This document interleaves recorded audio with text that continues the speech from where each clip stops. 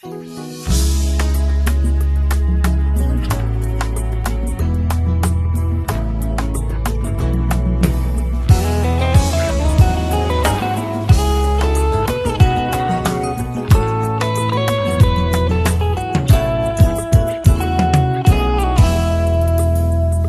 mokili eboyaka, te tango lola etatulakai. Tango mokili efingaka, te tango lola etombolaka. Nalingi Yesu, baye bakumbo ya Nzambe na ngai. Nzambe hoya benga ngai, alabanda ya. Bonjour chers tous, je suis Olivia Kwemituka, de nationalité congolaise et fonctionnaire aux Nations Unies. Aujourd'hui, je voudrais te parler, permets-moi de te tutoyer, je voudrais te parler de comment surmonter la peur du lendemain. Je voudrais surtout m'adresser à toi, jeune femme ou jeune homme. Je voudrais m'adresser à toi parce que la peur est un sentiment que tous nous connaissons. Nous avons tous à un moment ou un autre eu à vivre la peur. Et il nous arrive d'avoir peur, peur de mourir, peur que le ciel nous tombe dessus.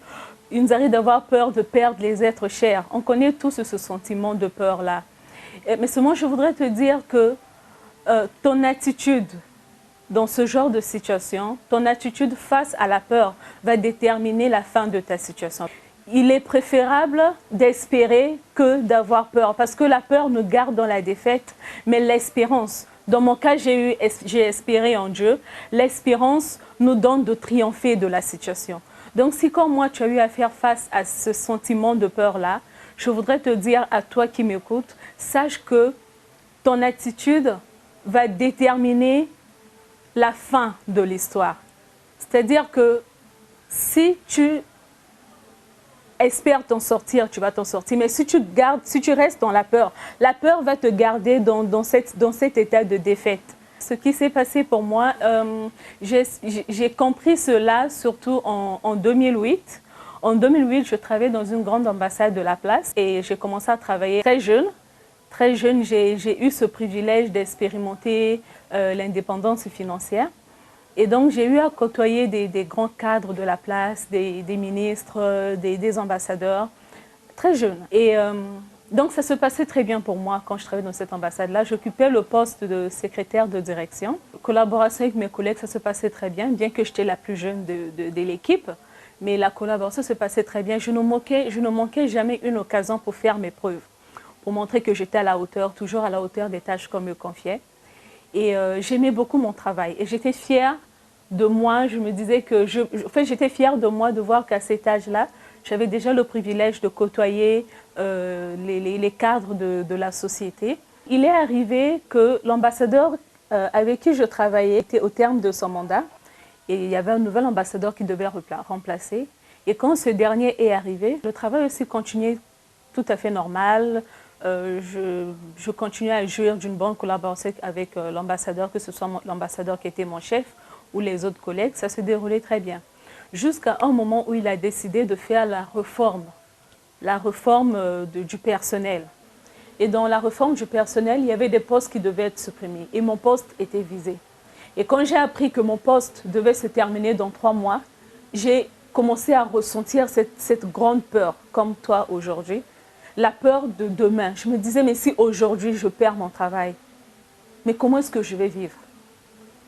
J'avais à ma charge mes petits frères, j'avais à ma charge leurs études. J'apportais de l'aide à ma mère. Et je me dis, mais qu'est-ce qu'on va devenir? Qu'est-ce qu'on va devenir? Mais comment est-ce qu'on... Donc j'avais la peur a commencé à monter en moi. La peur de la galère, la peur de la pauvreté, la peur de se retrouver sans rien. Et donc cette peur-là a commencé à grandir en moi et ça m'emmenait à paniquer. J'ai commencé à me demander, mais comment est-ce qu'on va vivre? Comment est-ce qu'on va s'en sortir? Qu'est-ce qu'on va devenir? Et je m'enfermais dans ma chambre pour pleurer. Je ne pouvais pas donner cette nouvelle à ma mère, je ne pouvais pas dire ça autour de moi, je ne pouvais pas leur annoncer cette nouvelle. Et donc je m'enfermais, je gérais ça toute seule, je me mettais à même le sol et je pleurais. Et dans mes plaintes, j'ai commencé à accuser Dieu. J'ai commencé à accuser Dieu, j'ai commencé à dire à Dieu, mais pourquoi est-ce que tu as permis ça? Mais pourquoi est-ce que tu as permis que mon poste, que je perde mon boulot? Qu'est-ce que je vais devenir? Qui va subvenir à mes besoins? En tant que jeune fille, comment est-ce que je vais m'en sortir, Seigneur? Et j'ai commencé à accuser Dieu. J'ai commencé à en vouloir à Dieu. Et un jour, pendant que je me retrouvais encore dans un pleur, pendant que je me retrouvais dans ma chambre encore en train de pleurer, en train de me lamenter, le Seigneur a fait monter une pensée dans mon cœur. Et cette pensée, cette voix-là disait, change ton attitude et je changerai ta situation. Je n'ai pas compris ce que ça voulait dire, mais je savais que ça ne pouvait pas venir de moi. Parce qu'en ce moment-là, je n'avais pas espoir. Je ne me voyais pas aussitôt perdre mon travail et aussitôt trouver un travail ailleurs. Je n'avais pas cette foi-là. Je me disais que non, je vais d'abord galérer. Je me disais que certainement, je ne vais plus trouver un autre emploi. Je ne sais pas pourquoi, mais je n'avais pas espoir. Et donc, quand j'ai entendu cette pensée, je savais que cette pensée ne pouvait pas venir de moi. Et je me disais, mais qu'est-ce que ça veut dire? Et donc, je suis allée prendre ma Bible. Et quand j'ai ouvert ma Bible, je suis tombée sur le psaume 34, le verset 5 à 6. Ce verset-là dit que quand on espère en Dieu, Dieu nous délivre de nos frayeurs. Et la suite dit que ceux qui tournent leur regard vers Dieu ne seront pas confondus. Leur visage ne sera pas couvert de honte. J'ai compris que c'est ce que le Seigneur voulait me faire comprendre. Que mes plaintes n'allaient pas arranger ma situation. Et c'est ce que je veux te dire aujourd'hui. Tes plaintes, cette envie de te suicider, se tourner vers la boisson, désespérer, se plaindre, ne va pas changer ta situation. Toutes ces choses ne peuvent pas changer ta situation. Les angoisses, la panique ne peuvent pas changer ta situation. Moi, c'est ce que j'avais compris. C'est ce que Dieu m'a fait comprendre à ce moment-là. Il m'a fait comprendre que mes pleurs et mes plaintes n'allaient rien changer à ma situation. Mais c'est celui qui espère en l'Éternel. C'est en espérant en l'Éternel que Dieu allait agir. Dieu n'exauce pas les plaintes, ma soeur. Mon frère, jeune femme, jeune fille, toi qui me suis en ce moment, sache que Dieu n'exauce pas les pleurs. Dieu n'exauce pas les plaintes. Dieu n'est pas avec toi quand tu essaies de te suicider. Quand tu essaies de mettre fin à ta vie à cause de ce que tu traverses. Peut-être pour toi, ce n'est pas la menace de te retrouver dans la pauvreté. Peut-être pour toi, ce n'est pas la menace de perdre l'emploi. Pour toi, ça peut être autre chose. Mais pour moi, c'était ça. Mais sache que ton attitude ne peut rien changer à ta situation. Et quand j'ai compris ça, quand j'ai compris qu'il fallait plutôt que j'espère en Dieu, au lieu d'accuser Dieu, quand j'ai compris qu'il fallait plutôt que j'invoque Dieu, que je parle à Dieu, que je dis à Dieu ce que je voulais qu'il fasse pour moi. Quand j'ai compris cela, j'ai arrêté de pleurer. J'ai arrêté de me plaindre. Et à l'église, je suis au Centre international Élévation et Leadership. C'est une église qui se trouve à Mungali.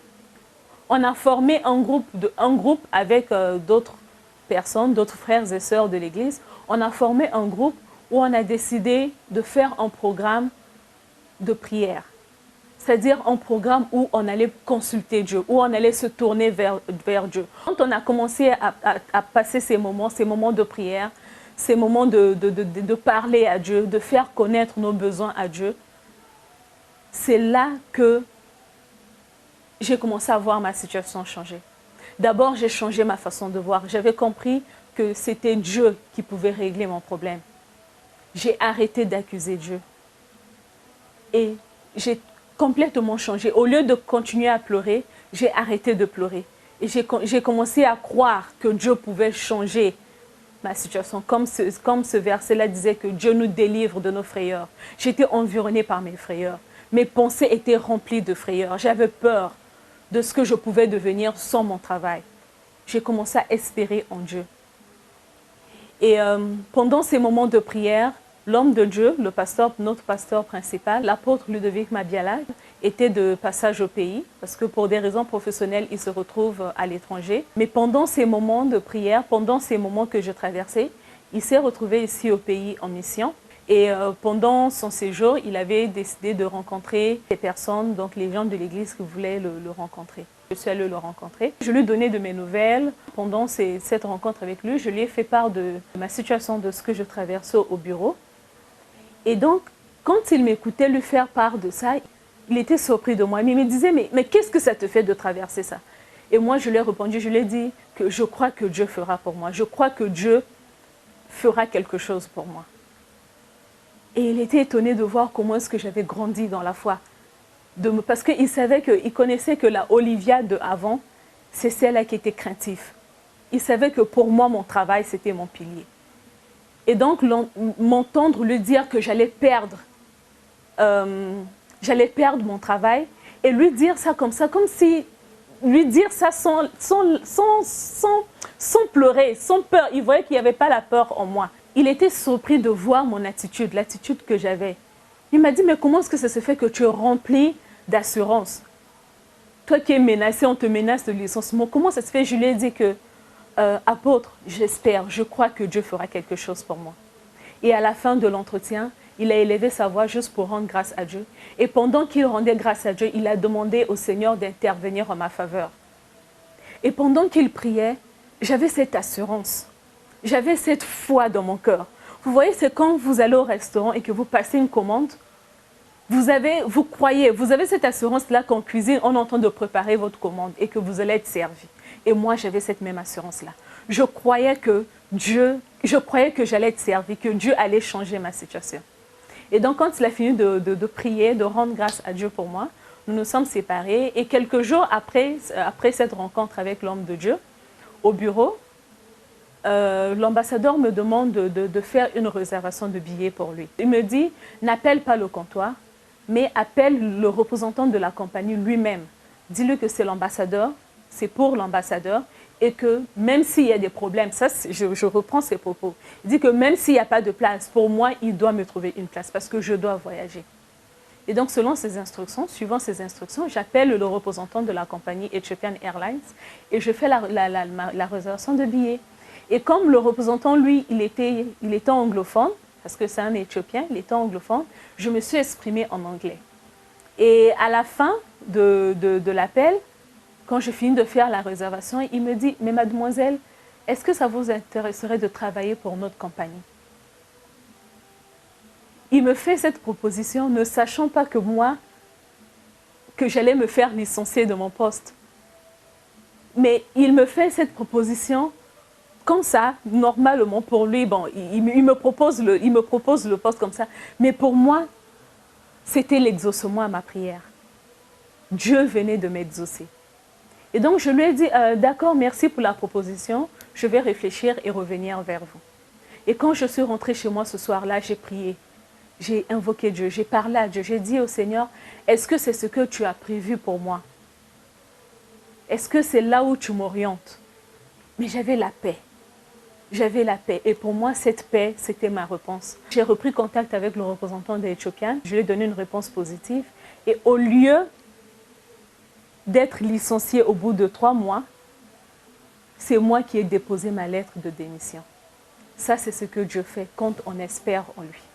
Il a fallu que je change mon attitude. Il a fallu que j'abandonne la peur. Il a fallu que je commence à avoir foi en Dieu. Au lieu de lever mes regards vers Dieu pour reprocher Dieu, pour accuser Dieu, j'ai plutôt levé mes regards vers Dieu pour lui dire que j'espère en toi. Et il m'a délivré de mes frayeurs. Au lieu d'être confondu, au lieu d'être licencié, au lieu de me retrouver sans travail, le Seigneur a fait que ce soit moi qui dépose ma lettre de démission et que je me retrouve dans un poste encore mieux rémunéré, mieux payé que là où j'étais. Ça, c'est ce que Dieu fait quand on espère en Dieu. C'est ce message-là que je voulais t'apporter. Te dire à toi qui est en train de traverser des moments difficiles, à toi qui es angoissé, à toi qui as peur, je voudrais te dire que si tu veux voir ta situation changer, arrête d'avoir peur, mais espère plutôt en Dieu. Moi, c'est ce qui a marché pour moi. J'espère en Dieu. Et il m'a donné un meilleur poste, un poste mieux payé. Et il ne s'est pas arrêté là. Je t'ai dit au début qu'aujourd'hui, je suis aux Nations Unies parce que Dieu a continué à faire. Parce que j'ai appris qu'au lieu d'avoir peur, au lieu d'accuser Dieu, au lieu de me plaindre, Dieu n'est pas dans les plaintes, mais Dieu est dans la foi. Dieu t'exaucera quand tu espères en lui. Si tu espères en lui, Dieu t'exaucera. Donc mon frère, ma soeur, toi qui me suis, certainement tu vas traverser des moments difficiles. N'accuse pas Dieu, mais espère plutôt en Dieu. Crois qu'il est capable de changer ta situation. Moi, j'ai cru et il a fait de grandes choses pour moi. C'est ce message-là que je voulais t'apporter aujourd'hui. Je prie que ce message te bénisse. que ce message t'aide à comprendre que les plaintes ne changent pas, ne pourront rien changer. L'envie de te suicider ne pourra rien changer. Mener une vie de débauche, c'est-à-dire donner ton corps pour avoir de l'argent ou donner ton corps pour avoir la solution à ton problème, ne va rien changer. Au contraire, tu vas demeurer dans cette situation-là. Mais c'est quand tu vas tourner ton cœur vers Dieu, si tu comprends que c'est quand tu vas espérer en Dieu que Dieu va t'exaucer, c'est là que tu verras ta situation changer. Je ne connais pas ta situation, mais moi je t'ai fait état de ma situation. Je t'ai dit comment est-ce que Dieu a intervenu en ma faveur. Et je crois qu'il peut aussi le faire pour toi, seulement si tu espères en lui. Merci de m'avoir suivi et que Dieu vous bénisse. Merci.